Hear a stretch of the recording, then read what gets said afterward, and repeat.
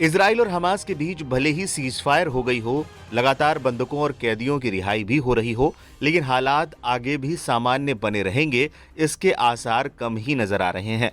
लगातार इजराइल और अमेरिका को निशाने पर ले रहे ईरान ने एक बार फिर कुछ ऐसा किया है जिससे इजराइल के साथ साथ अमेरिका की टेंशन जरूर बढ़ गई होगी। ईरान के supreme leader Ayatollah Ali Khamenei ने 8 फरवरी को तेहरान में हमास के कार्यवाहक नेता खलील अल हया और फिलिस्तीनी समूह के 2 और नेताओं से मुलाकात की। ईरानी राज्य टीवी ने मुलाकात की जानकारी दी। खामनेई ने फिलिस्तीनी प्रतिनिधिमंडल से कहा, आपने जेयोनी शासन को हराया, जो वास्तव में अमेरिका की हार थी। आपने उन्हें उनके किसी भी लक्ष्य को हासिल नहीं करने दिया।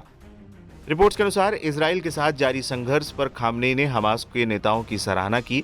खामनेई ने हमास के अधिकारियों को धन्यवाद भी दिया जिन्होंने इजराइल के साथ युद्ध विराम समझौते पर बातचीत की। बैठक के दौरान खामनेई ने कहा कि ईरान के खिलाफ अमेरिकी धमकियों का हमारे राष्ट्र की मानसिकता पर कोई प्रभाव नहीं पड़ता है।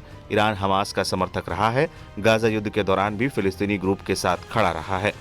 इस बीच हमास ने गाजा युद्ध विराम समझौते के तहत शनिवार को 3 और इजरायली बंधकों को गाजा युद्ध विराम समझौते के तहत रिहा कर दिया। इसके बदले में शनिवार को इजराइल 183 फिलिस्तीनी कैदियों को रिहा करने वाला है। बता दें कि गत 19 जनवरी से इजराइल और हमास के बीच युद्ध विराम लागू हो गया है। इसके तहत दोनों पक्ष एक दूसरे के बंधकों और कैदियों को रिहा करने पर राजी हुए हैं।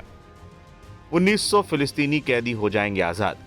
19 जनवरी को सीज फायर होने के बाद से अब तक 21 बंधकों और 383 कैदियों को रिहा किया जा चुका है। कुल मिलाकर 3 सप्ताह में युद्ध विराम के पहले चरण के अंत तक 33 बंधकों और 1900 कैदियों को रिहा किया जाना है। इजराइल के हमले में 47,500 फिलिस्तीनी मारे गए।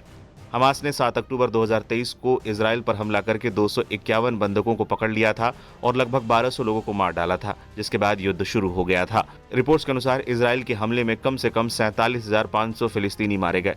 संयुक्त राष्ट्र तक का कहना है कि इजराइल के हमलों से गाजा की लगभग 2/3 इमारतें नष्ट हो गई हैं। हालांकि इजराइल इन संख्याओं को मानने से इनकार करता है।